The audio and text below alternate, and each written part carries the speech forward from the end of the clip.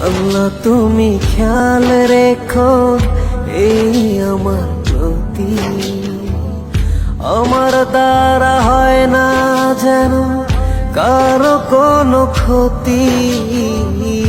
আল্লাহ তুমি খেয়াল রেখো এই আমার প্রতি, আমার দ্বারা হয় না যেন কারো কোনো ক্ষতি।